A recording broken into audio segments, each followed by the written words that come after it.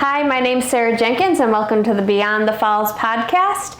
Today, I've got Greg Peters with the Pierce County Journal here. So, thanks, Greg. Yeah, thanks for having me. It's a cool setup you got here. Well, thank you. Yeah. I'm excited to have you on because I think the Journal's doing so many new things, and we'll get into that. Yeah. But I'm excited to have you on and hear your story. And no, I'm excited to be here. There's a lot of stuff to talk about for sure. There is.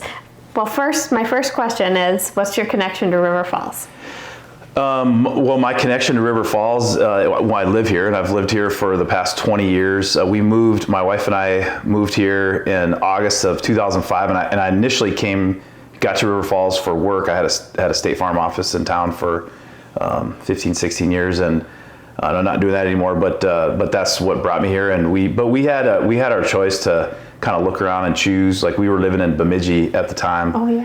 And so we were looking at different locations, and we both, my wife and I, when we drove into town and checked the schools out, and that's honestly, in the parks and stuff, like, that's what made our decision.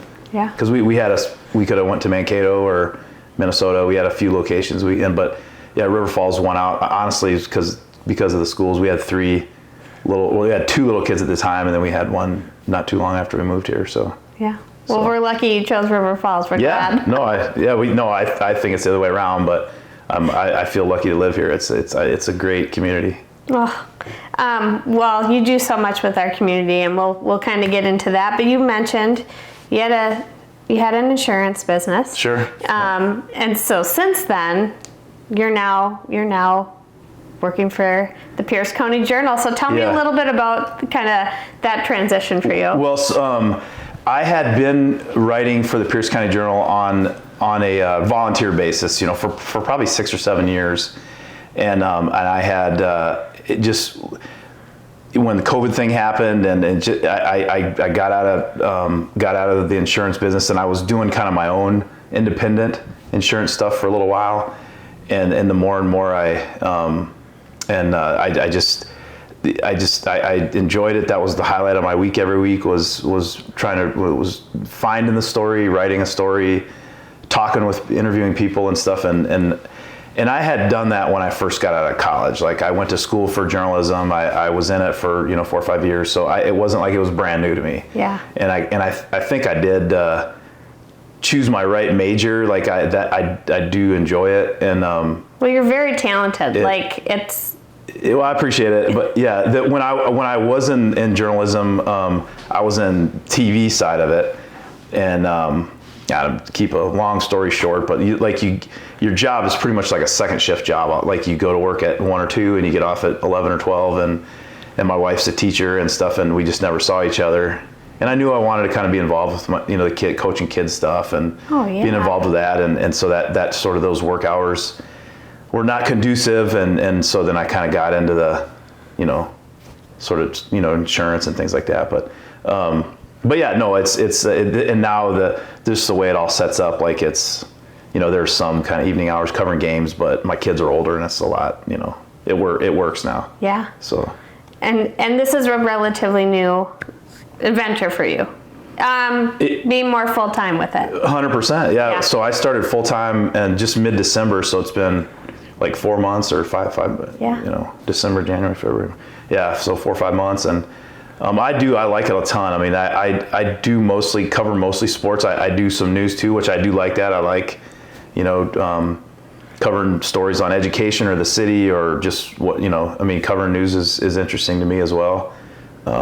There's just a lot of stuff. I think the most enjoyable thing for me, and I think from the feedback that I get to just sharing other people's stories. I think when people kind of, even I guess they kind of classify it as a feature, or things like that. But it's just kind of learning about, like, there's a story coming up, that we'll be running. I talked with Patty Lindquist, she's a bartender at Johnny's, and and I don't know Patty that well, but I do know her. And then I was talking to her, and some story. I actually was sitting next to, and this is how they all happen. Like, they always most of the time they just happen organically, and it's sort of being in the right place at the right time. But I was doing a story on Prescott softball, so I was in Prescott, and just luck of the draw, her great niece was playing, and that's why she was there watching. And so I sat down next to her and was talking to her for a little bit, and then I find out she's been bartending for 38 years at Johnny's. Wow. And kind of a story that with her little brother, with her older brother, but he's passed away, but him being in a picture with JFK when he was, in downtown River Falls, campaigning like in 1960. They're just like stories. They're just really good stories, and I think they're important to tell. And I think people enjoy reading them. And I think it's always neat to learn about. Yeah. Just the interesting things that you would never know about other people in our community. It's awesome. Well, and Dan Tolan, there was a story actually just came out today, in this week's paper, and and I don't know when these run or whatever, but it's the April 22nd week of the Pierce County Journal edition, but I didn't know it. I know Dan Tolan. I've talked to him before. He's a nice guy and everything, but he's the longest tenured mayor in the history of River Falls, which has been the city started in 1848, and then it was incorporated. So the first mayor was in 1885. But Dan Tolan's been the longest mayor in the history of the city of River Falls, and then you learn you learn about his story and all the stuff he's done over there. But learning to just meeting people and hearing their story like that, to me, I enjoy that. I think that's interesting. I think that's why I like watching documentaries all the time. I don't know if you're do you get into documentaries and stuff? And yeah. Well, you must like it too, because having the podcast. I mean, you're I feel like I'm getting a piece of that too. It's awesome. Yeah. And I haven't been doing it as long as you, but it's I've seen very enjoyable. I've seen your podcast. They're entertaining and informative. Thank you. Community driven. I love it. It is, absolutely. Yeah, I love it. I want people to know all about RF. I think I know the answer to this, but I'm going to ask you, what is your favorite thing to write about? Or what's been your favorite story so far? Well, I guess the A and B question is the favorite thing to write about. I like writing about inspiring stories, whether they're sports or just in general, but they typically tend to be sports related, but because that's a lot of what I'm covering. And when you find just an inspiring story that is, really, it's sort of wrapped in sports wrapping paper, but it's really a human element story, and it doesn't somebody that's sort of the key is to try to if you're writing about sports or a kid, whether it's a girl or a boy, or high school athlete or student athlete that's playing, say, basketball or softball, someone that cares nothing about softball or nothing about basketball, but they're still interested in hearing that person's story. That's the ones that sort of bridge the gap between sports and life, and then they're inspiring. That's what that's what I try to shoot for. Yeah. And then I guess probably the favorite one. Now, do you mean favorite as in fun talking to, or just the one that I think maybe I did the best job on? Or how about both? Okay. The one that I think I had the most fun, honestly, it's been a long time of stuff, but I don't know. I think the one about Lincoln Tremaine was, at least in the last 4 months, 5 months anyway, that he senior on the, he's like a student assistant and put a jersey on and played on senior night and came in and, nailed a 3 at the end of the game. And, he has, some anxiety issues and some things like that he has to deal with, and covering that, there's not too many times that I'm sort of get emotional and tear up and stuff during an interview. I feel like I'm even just talking about it. And talking with Coach Turpin it was it was it was it's a pretty special moment. Yeah, that was. And then I think probably I honestly this morning I had and it's probably just because it's right on because I just had the interview today, but Dan Hoffman and I haven't written the story yet, but I met him at the Table on Main to do an interview, and it was going to be on. He's been an official, like a ref and an ump and stuff for numerous sports for 48 years. Wow. And he's a retired biology teacher at River Falls. But I had a blast talking to him today. Like it was funny. Like I was laughing out loud, and just some of the stuff and just the stories he has, and so I think that might be a good one too coming up. Yeah, I can't wait to see it or read it. And the thing too, that some of them you sit back and you you're thinking, or you come across somebody and you go, hey, that'd be a really good story, and you're sort of planning for it. Like you go, oh yeah, I have to talk to this person and this person. You like to try to sort of give the story a framework. Yeah. And then kind of go in but some of them, like the one last week, it was so impromptu and so like it was, because as a sports department at the Pierce County Journal, you definitely want to try to cover boys tennis and soccer, and you want to try to touch cover everything. Yeah. As much as you can. You can't do it every week, but you want to make sure you go once or twice a season and then talk to the coaches and see if they have some story ideas and stuff. But it was so impromptu, and it was hey, and I saw him scrolling through social media that the boys track team had 4x4 team had broke a record, but they had said they broke their own record, so it wasn't like But then when you talk to the coach, Katie Boschelt, and then but then she's like, well, hey, Olive Halverson, she broke the school indoor mile record, and you should go talk to her too. And I'm like, oh yeah, for sure, okay, yeah. And then so the guys and the boy, like Ty Boschelt was pretty good, but so it was like pulling teeth to get the guys to talk. it was. And it happens from time to time. I have to do a better job of interviewing, but then so I go talk to Olive Halverson, who I didn't plan on it. We just start talking on a whim, and she has some anxiety issues, and she's talked about her pre-race routine, and she's talked to a sports psychologist, and all these things that I think are so like, and she was telling me to be so other kids could maybe hear her story and kind of go get help themselves, and it was just such a good impromptu interview, and that thing just sort of just popped out of nowhere. And that one's out this week as well. But and then I honestly, like, I had to turn the story of talking to the guy, like you had to Quinn Andrews' silence and him spinning the soccer ball, and looking his head down, and but he's a nice guy, he's a great kid. He's an awesome kid. Yep. He's fat, and he's an awesome runner too. But and Coach Boschelt ended up telling me, like, hey, that's where, like, Olive gets nervous before a race, and she has no problems talking, and Quinn doesn't get nervous running, but he gets nervous to talk before an interview, and I get that, so. You definitely. You definitely get to know people. You get to meet a lot of people in town doing this job for sure, which is fun.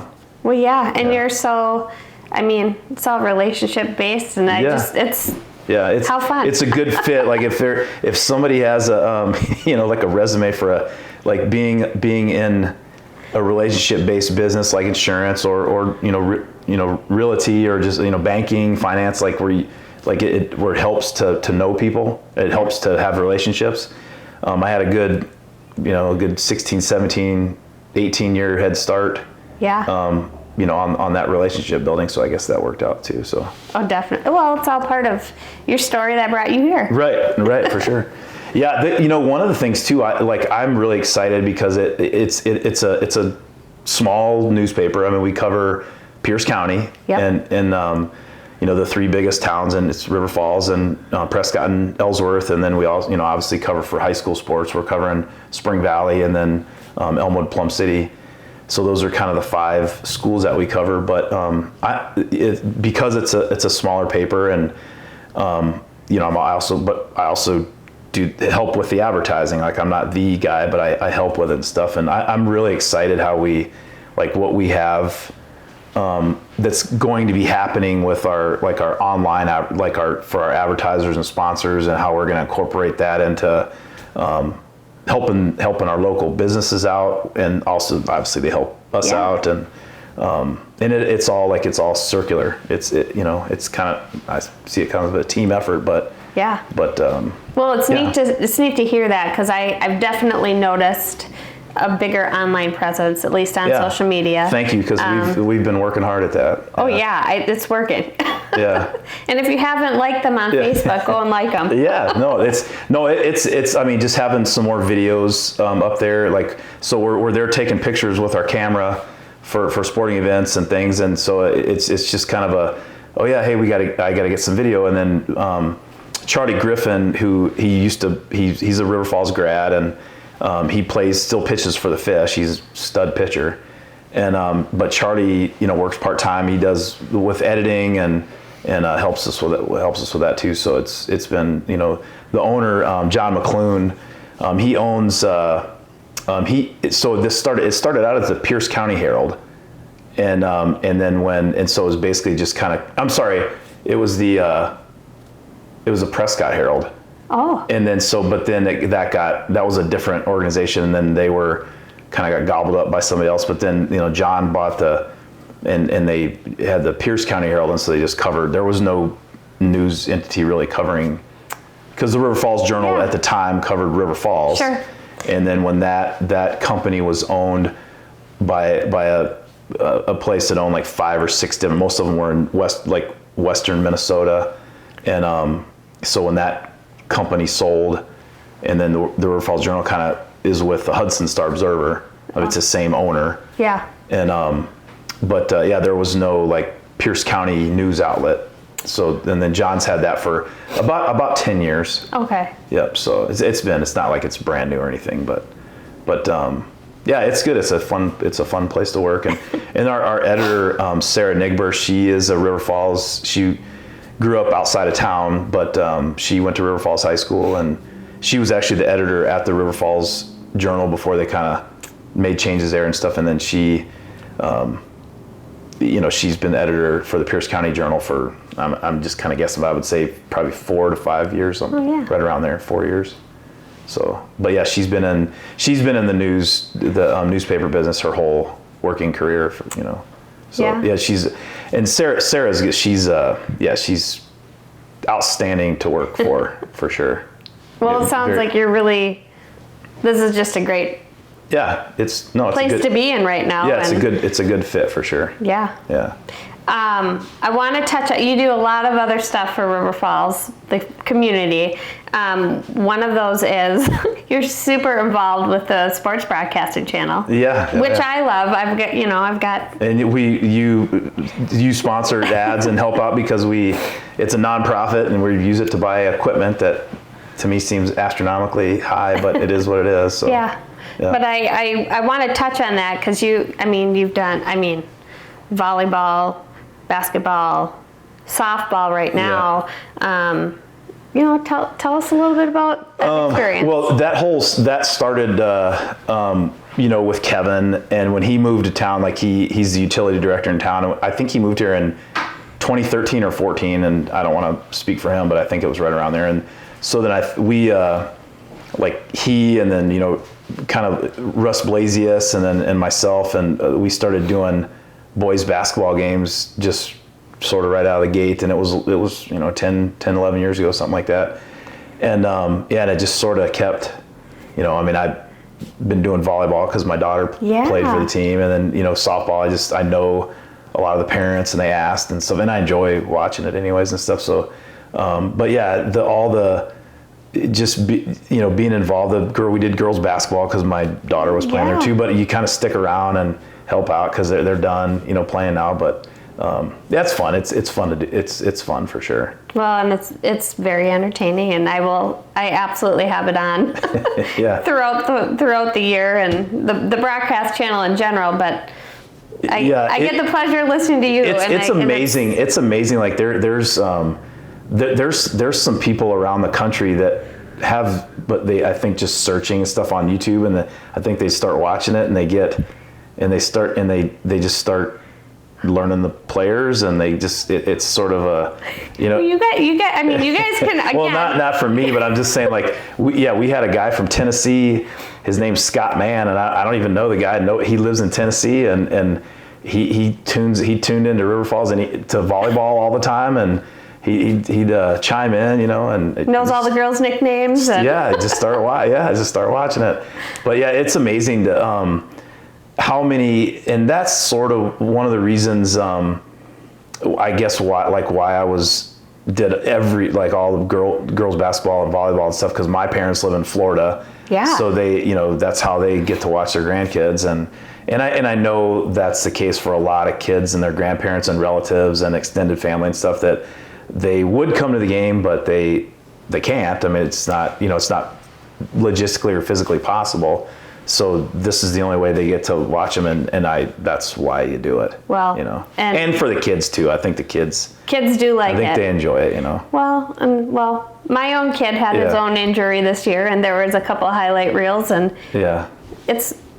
I'm sure it's motivating for him to watch that, go back and watch that. For sure. But really, for the grandparents and the family members that can't be present at the game, it's so nice that you guys do that, and it's all volunteer, which is, people are super grateful. Yeah, a couple of the funny stories are when and you'll get, because I put my phone number out there for the trivia questions, and then I'll get some text from one of the players' grandparents, and they'll be, especially during basketball season, so they're wintering, they're down in Arizona, and they're retired, and I probably don't have a whole lot going on during their day, but that when the game starts at 7, like and then next thing you know, like they have their friends that are not from River Falls, like, and then they have like little parties at their house, little viewing parties, and I've heard that from numerous people. Like, that's awesome. Central and South Florida and Arizona, they have these little viewing parties, and they're watching River Falls sports broadcasting. I love it. That's awesome. I guess they don't have a lot going on, but yeah. I don't know. I think, and hockey, and they're watching hockey too. Yeah. Absolutely. I've watched more. And I do like hockey. I grew up in Florida, so I'm originally from Minnesota, but I grew up in Florida, and we didn't have ice down there.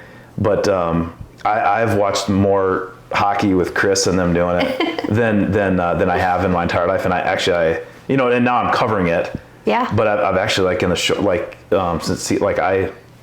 I think I know a little bit about the game now, because I'm listening to those guys. That's right. And it's a blast to watch. And when you're actually at the game, covering it and stuff, it's really fun to watch. Yes. So I've kind of gotten the hockey bug over this past season. I know, it's fun. Yeah. We have it on frequently. Yeah. Or actually, I'll have a laptop out with basketball. We'll have hockey on the TV and wrestling on another computer or something, or my phone. And those are the wrestling guys, Tim and John Longsdorf and Aaron Cudd. Good Lord. Yeah. That's a crew there. It's fun. We're so fortunate to have that, and have I watch it all the time. People like you and Chris. I watch it all the time too. Other sports and stuff, so it's fun. I enjoy it. It is. Sure. As we're kind of wrapping up, is there anything that I maybe didn't touch on that you wanted to add? No, like I said, I appreciate you having me on, and like I said, I'm excited. Like, it's been 4 or 5 months full time, so I think it's just going to be better and better, and I do need to do a better job of it's the River Falls coaches. I know them fairly well, and getting to know the Prescott coaches, and that's kind of my two. Like, the way we have Andrew Harrington also does news and sports, and he's from Ellsworth originally, but he lives in Menominee, so he's already over that way, so he covers Spring Valley and Elmwood, Plum City, and then we sort of split Ellsworth a little bit, and but my two, I mainly cover Prescott and River Falls, so that's kind of my beat, if you want to call it that. Like, I'm the beat writer for the Cardinals and the Wildcats and a little bit of the Panthers, but I don't really have anything else. I'm going to go. Actually, I'm going to stick around for a little bit because I want to write a story on this podcast, and not about me, but about your next guest, whoever that would be. Yeah. But we'll find out when that comes. Yes. Well, I am super appreciative of you taking time to come and join me, and our community is very lucky to have you, Greg. No, it's like I said, it's the other way around. I'm so lucky. We're so lucky to be in a town like this, so we're very grateful for sure. Yeah. Well, thanks again. Yeah. And we'll see you on the next episode of Beyond the Falls.